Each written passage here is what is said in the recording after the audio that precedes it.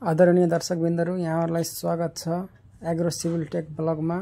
आज म हजुरहरुलाई मोहनी पासो, घिरिम्ला, लौकाहरु जस्ता सब्जीहरुमा किरा पर्न नदिनको लागि माउ किराहरु विशेष गरिकन भाले किराहरु छोप्ने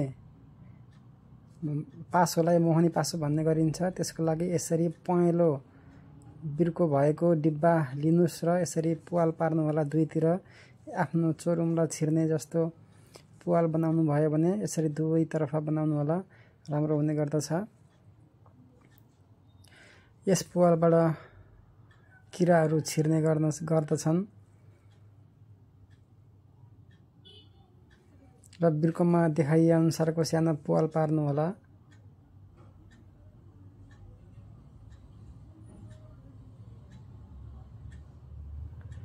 हजुरले रुई लिनु पर्ने हुन्छ। त्यसपछि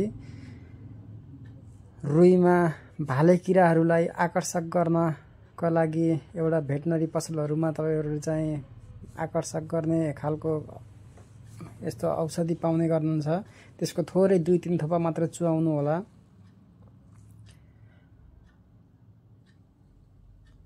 यसमा भाले किराहरु विशेष गरिकन भाले किराहरु आकर्षक हुने गर्दछन् र भाले किराहरुले जब पोथी किराहरुसँग समागम गर्न सक्दैनन्, उनीहरुले पोथी किराहरुले पारेको अण्डाहरुबाट लार्भाहरु नै किराहरु हुने गर्दछन्। त्यो किराहरु पर्दैन हाम्रो सागसब्जीहरुमा।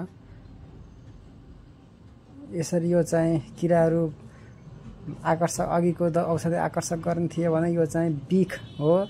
त्यहाँ आकर्षक भएर गइसकेपछि त्यो कपासमा चुस्ने गर्दछन् र चुस्दाखेरि यो विष खाएर उनीहरु मर्ने गर्दछन् अथवा बेहोस हुने गर्दछन्। यसरी थोरै 4-5 थोपा विष वाला औषधि पनि हाल्नु होला।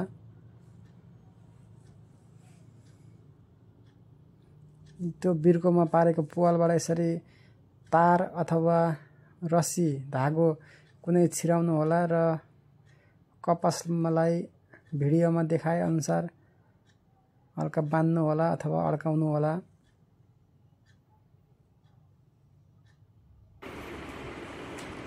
यसरी भिडियोमा देखाए अनुसार डिब्बाको पिँधदेखि माथि 2.5 इन्ची 3 इन्चीसम्म पानी भरी सरफ हाली घोल्नु होला। त्यो औषधि खाएर बेहोस भएर खसेको किराहरु पानीमा डुबेर मर्ने गर्दछन्।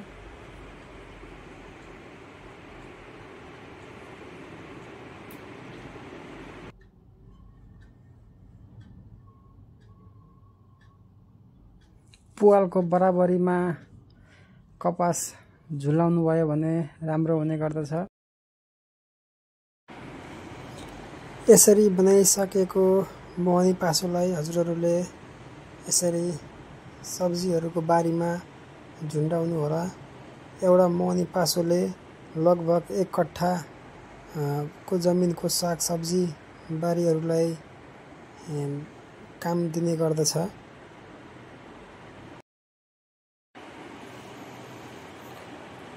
भिडियो अन्तिमसम्म हेरी साथ दिनुभएकोमा धेरै धेरै धन्यवाद। हजुरहरुले पनि यसरी नै मोहनी पासो बनाएर आफ्नो बारीमा प्रयोग गर्नु होला र अर्गानिक खाने प्रयास गर्नु होला। यस च्यानललाई सब्स्क्राइब गरिदिनु होला। धेरै धेरै